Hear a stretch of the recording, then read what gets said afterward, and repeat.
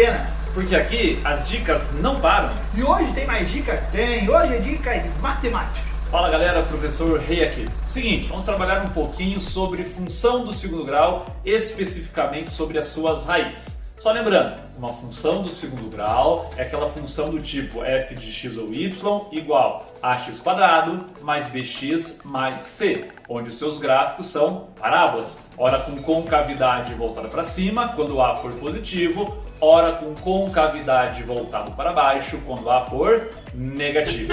Agora é o seguinte, como que eu encontro as raízes da função do segundo grau? As raízes, para quem não lembra, são os pontos onde a função corta o eixo x. Professor, toda função do segundo grau tem raiz ou não?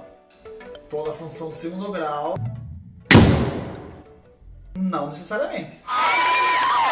Por quê? Porque depende, na verdade, de um detalhe importantíssimo, que é aquele nosso tal do delta, o discriminante. Vamos lembrar o seguinte, quando eu for encontrar as raízes de qualquer função, eu pego a função e vou igualar a zero. Na função do segundo grau não é diferente, então vai pegar a função e igualar ela a zero, caindo em Bhaskara, aquilo que é bem comum, que vocês lembram da fórmula x igual menos b, mais ou menos raiz quadrada do delta, do discriminante, dividido por 2a. E é este delta que vai indicar quantas raízes, em quantos pontos a nossa função vai cortar o eixo x. Por quê? Porque quando o delta for positivo, nós encontramos duas raízes reais e diferentes.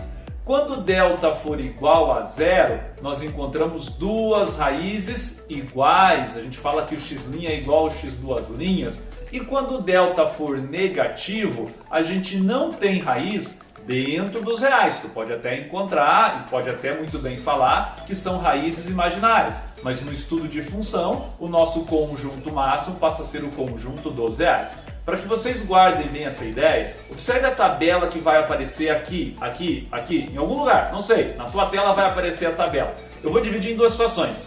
Quando A for positivo, maior que zero, ou quando A for negativo, menor que zero. Então lembre, concavidade voltada para cima, o A é positivo. Concavidade voltada para baixo, o A é negativo. Olha ali, quando o delta é positivo, a parábola corta o eixo x em dois pontos, seja concavidade para cima ou concavidade para baixo. Quando o delta é igual a zero, olha o que acontece. A parábola rela no eixo x, ela encosta no eixo x. Matematicamente falando, nós encontramos a ideia de uma tangente, ou seja, a parábola tangencia o eixo x. A gente encontra apenas um ponto em comum com esse eixo.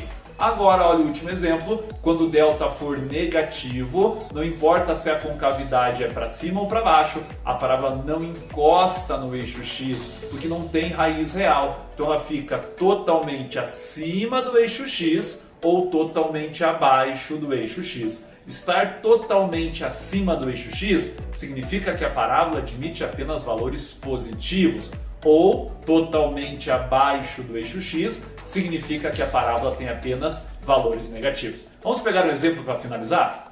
Imagine a função y igual x² mais x mais 8. Pensa aí, esta parábola ela tem duas raízes reais e diferentes, ou seja, ela vai cortar o eixo x dois pontos, ela vai tangenciar o eixo x, ou ela nem chega a tocar no eixo x. O que vai fazer? Delta, discriminante, b² menos 4ac, faz a continha aí, vou colocar só o resultado, veja o resultado, menos 31 para o delta, ou seja, esta parábola não toca o eixo x. Como temos uma parábola onde o A é positivo, significa que ela está totalmente acima do eixo x e esta parábola ela é inteiramente positiva. Ah, que bela dica, hein, professor? Tá aí, mais uma dica na Estrada com os Profs em quarentena.